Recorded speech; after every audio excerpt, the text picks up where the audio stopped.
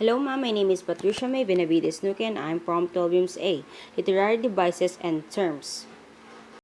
What are literary devices? Literary devices take writing beyond its literal meaning. They help guide the reader in how to read the piece. Literary devices are ways of taking writing beyond its straightforward literal meaning. In that sense, they are techniques for helping guide the reader in how to read the piece. Central to all literary devices is quality of connections by establishing or examining relationship between things. Literary devices encourage the reader to perceive and interpret the world in new ways. One common form of connection in literary devices is comparison. Metaphors and similes are the most obvious example of comparison. A metaphor is a direct comparison of two things. The tree is a giant, for example. A simile is an indirect comparison. The tree is like a giant in both instances. The tree is compared to and thus connected with something a giant beyond what literally is a tree. Other literary devices forge connection in different ways. For example, imagery, vivid descriptions. By enabling new connections that go beyond the straightforward details and meaning, literary devices give literature its power.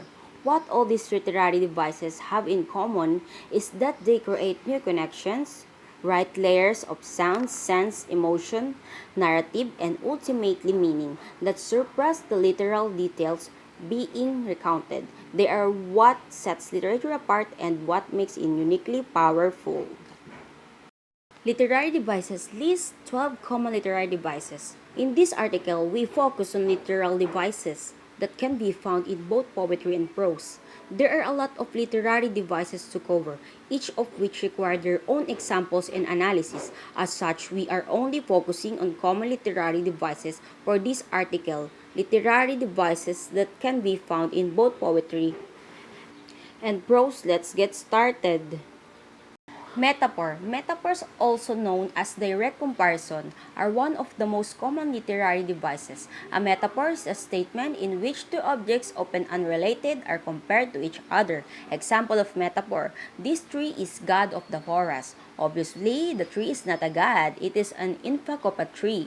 However, by stating that the tree is a god, the reader is given the image of something strong, large, and immovable. Additionally, using God to describe the tree rather than a word like giant or gargantuan makes the tree feel like a spiritual center of the forest. Metaphors allows the writer to pack multiple description and image into the one short sentences. The metaphors such as more weight and value than a direction description of hyperbole. You know that one friend who described things very dramatically. They're probably speaking in hyperbole. Hyperbole is just a dramatic for being over dramatic, which sounds a little hyperbolic, don't you think? Basically, hyperbole refers to any sort of exaggerated description or statement. We use hyperbole all the time in English language, and you probably heard someone say like, I've been waiting a billion years for this. I'm so hungry I could eat a horse. I feel like $1,000,000. You are the king of the kitchen. None of these examples should be interpreted literally. There are no kings in the kitchen, and I doubt anyone can eat an entire horse in sitting. This common literary device allows us to compare our emotion to something extreme, giving the reader a sense of how intensely you feel something in the moment.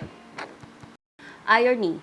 Is irony a literary device? Yes, but it's often used incorrectly. People often describe something as being ironic when really it's just a moment of dark humor, so the colloquial use of the word irony is a bit off from its official definition as literary device. Irony is first when we reader describe something by using opposite language. As a real life example, if someone is having a bad day, they might say that they're doing great, really implying that they're actually doing quite and are greatly. Or a story narrator might write, like most bureaucrats, she felt a boundless love for her job and was eager to share the good and feelings with others. That in literature, irony is described dialogue, but also describe ironic situation proceeding that elaborately contracting to what one expects. Clear example of this is in The Wizard of Oz. All the characters already have what they are looking for, so when they go to the wizard and discover that all have brains, hearts, etc., their petition. Making a long dangerous journey to bed. for what they already have is deeply ironic.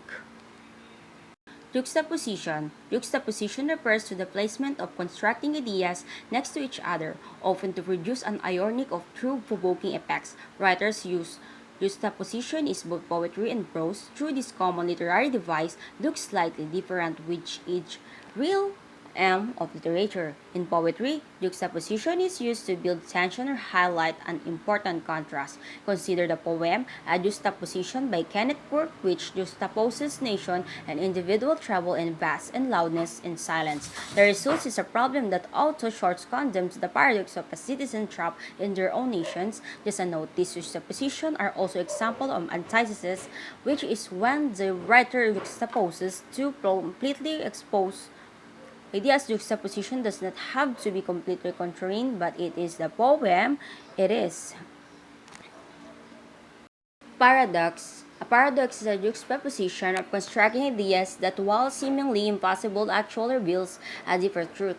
One of the trickier literary devices, paradoxes are powerful tools for disconstructing binaries and challenging the reader's beliefs. A simple paradox example comes to us from ancient Rome. Calculus 85 translated from Latin. I hate and I love. Why do this? Perhaps you ask. I know not, but I feel happening and I'm tortured. Often I hate love are assumed to be opposing forces. How it is possible for the speaker to both hate and love the objects of this affection? The poem does not answer this, merely telling us that the speaker is tortured, but the fact that these binary forces coexist is the speaker is a powerful paradox. Catullus 85 asks the reader to consider the absolutely of feeling like hate and love, since both seem to torment the speaker equally. Allusion. If you have not noticed, literary devices are often just fancy word for simple concept. A metaphor is literally a comparison. Hyperbole is just an over-exaggeration. In the same style, allusion is just a fancy word for a literary references alludes to something. They are either directly or indirectly referring to another commonly known piece of art of literature. The most frequently alluded work is probably the Bible. Many colloquial phrases and ideas stem from it, since many themes and images from the Bible presents themselves in popular work and Western culture. Any of the following ideas, for example, are biblical allusion, referring to a kind stranger of a good Samaritan, describing an ideal place and endemic of the Garden of Eden, saying someone turned to other cheek when they were passive in the face of the adversity.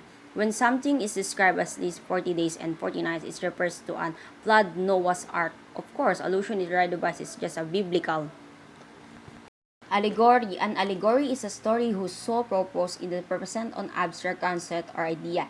As such, allegories are something extended allusion, but the two common literary devices have their differences. For example, George Orwell's Animal Farm is an allegory for the deterioration of communism during the early establishment of USSR. The farm was founded on a shared goal of overthrowing the farming elite and establishing the equitable society, but this society soon declines. Animal Farm mirrors the Bolshevik Revolution, the overthrow of Russian aristocracy, Lenin's death, Stalin's execution of Trotsky, and the nation's dissolution into a moralist authoritarian police state. Thus, animals from in allegory allusion to a USSR allusion expert from Animal Farm. There were times when it seemed to animals that they worked longer, harsh, and felt better than they had to the farmer of those days.